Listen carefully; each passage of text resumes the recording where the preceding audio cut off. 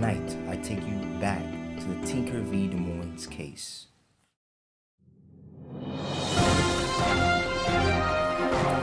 This is the ABS News with Kevin Freeman.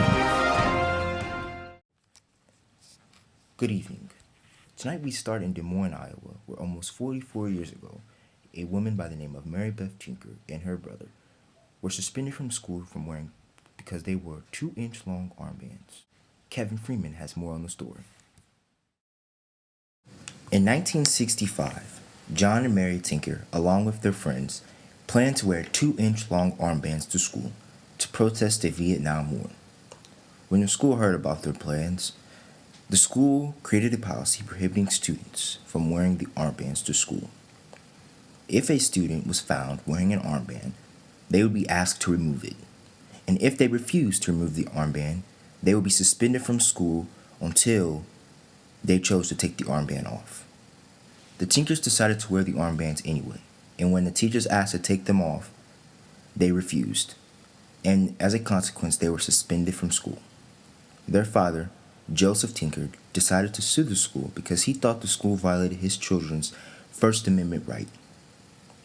When the case was heard by the district court, they ruled in favor of the school. The Tinkers decided to appeal to the appellate court, and they also ruled in favor of the school. The Tinkers decided to appeal one more time, and now it was in the hands of the Supreme Court. The Supreme Court ruled in favor of Tinker. Justice Fortas wrote the opinion.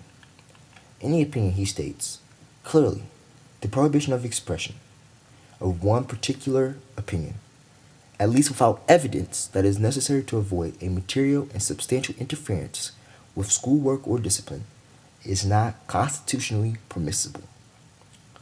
What this means is that a school cannot prohibit what a student wears or says if it does not disrupt school activities. Justice Fortas also states, in his opinion, that students do not shed their constitutional rights at the schoolhouse gate. Again, he means that students, even though they're in school, they still have the basic rights as everyone else. I agree with the Supreme Court's decision.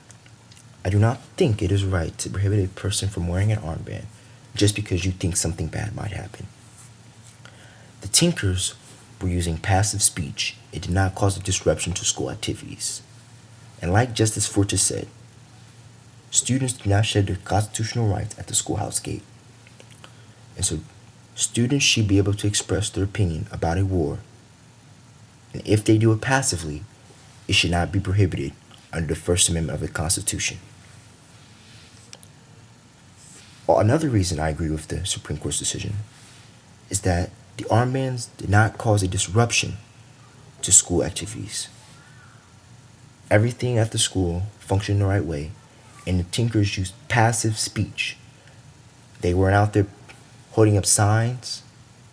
They wore an armband just to signify that they did not agree with the war.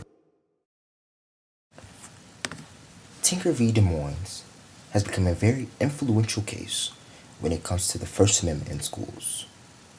The way Justice Fortas has defined the free speech in schools has been a precedent for many years and will be for many years to come.